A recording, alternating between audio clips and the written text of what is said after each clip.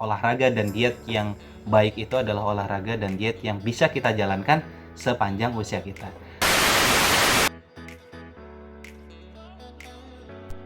Oke, assalamualaikum warahmatullahi wabarakatuh. Pada video kali ini kita akan belajar tentang bagaimana sih membangun kebiasaan berolahraga gitu. Nah, seringkali kan kita gagal ya. Biasanya sudah niat, sudah ingin melakukan, atau bahkan sudah melakukan, tapi kemudian tidak bertahan lama. Pasti kemudian hal-hal yang perlu kita perhatikan agar olahraga gitu, atau semangat kita di awal untuk berolahraga, untuk membangun pola hidup yang lebih sehat, itu tidak kemudian surut di tengah jalan, atau misalkan baru seminggu atau sebulan terus kemudian sudah merasa capek dan sebagainya. Ada beberapa poin yang kemudian saya rangkum ya, bagaimana sih sebenarnya cara agar kita bisa membangun kebiasaan berolahraga yang baik.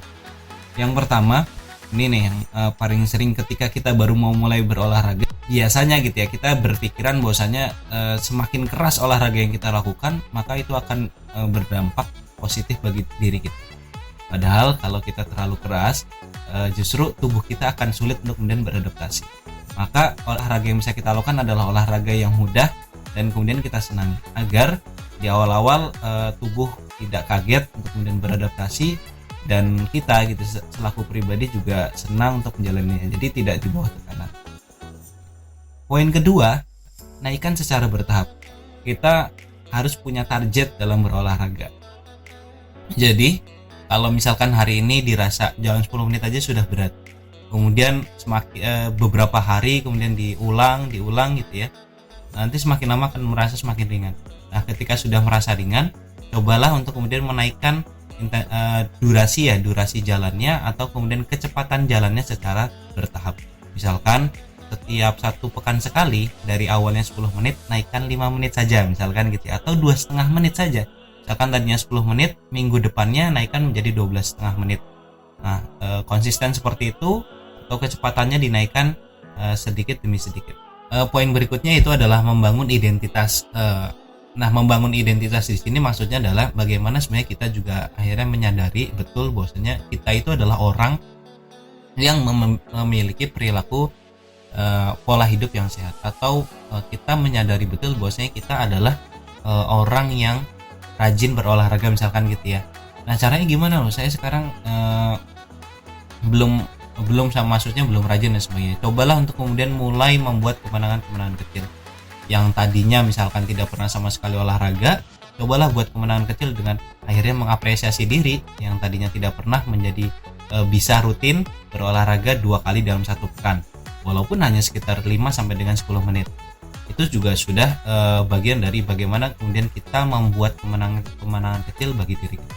Atau misalkan tadinya celana kita gitu yang setiap tahun itu harus ganti, naik size-nya gitu ya. Nah, ternyata di di bulan ini justru kita bisa mempertahankan atau bahkan menurunkan lingkar pinggang kita. Nah, misalkan seperti itu ya. Nah, ini juga bisa menjadi salah satu kemenangan kecil. Dengan kemenangan-kemenangan kecil, maka kita akan semakin yakin bahwasanya diri kita adalah orang yang memiliki perilaku hidup yang sehat.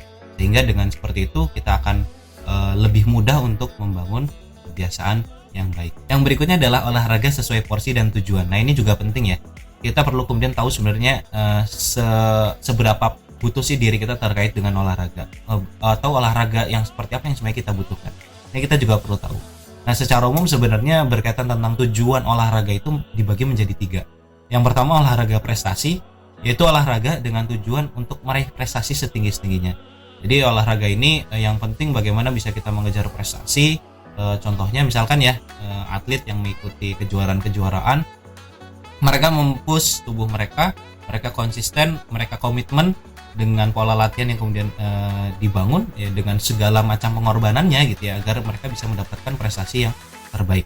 Kemudian olahraga pendidikan, yaitu adalah olahraga sebagai sarana untuk menyampaikan konten tertentu, misalkan tentang karakter, tentang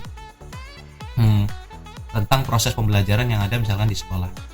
Kemudian yang ketiga adalah olahraga rekreasi atau olahraga yang bertujuan sebenarnya sebagai sarana untuk meningkatkan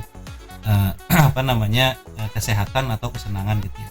Nah, olahraga biasanya gitu kalau misalkan kita secara umum sebenarnya membutuhkan ini gitu ya, seminimal-minimalnya olahraga bagi kita adalah tujuannya adalah untuk kesehatan.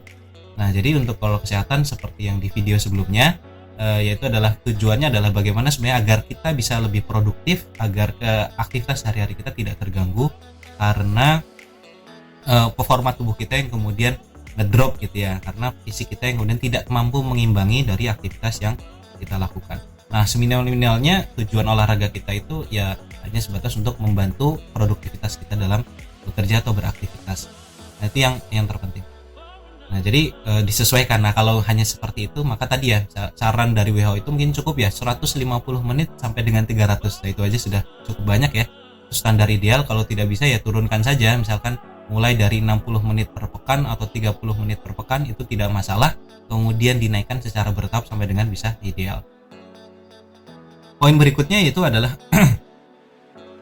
letakkan olahraga pada ruang dan waktu. Nah, seringkali kalau sudah niat, sudah ingin memulai olahraga, seringkali kita lupa untuk kemudian meletakkannya pada ruang dan waktu. Misalkan kita biasanya bilang, oh saya pengen olahraga gitu ya. Nah, tapi saya ingin olahraga itu tidak jelas kapannya, di mananya, dan olahraganya itu apa. Nah, kalau bisa kita harus jelas juga, kalau saya ingin olahraga pada hari Selasa di lapangan sepak bola, nah, saya ingin main bola, nah misalkan seperti itu.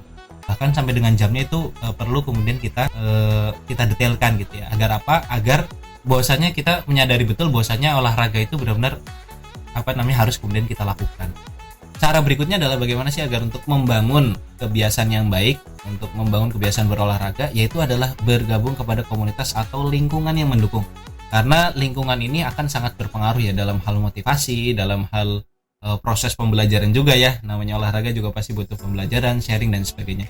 Maka komunitas itu menjadi penting untuk kemudian kita ikuti.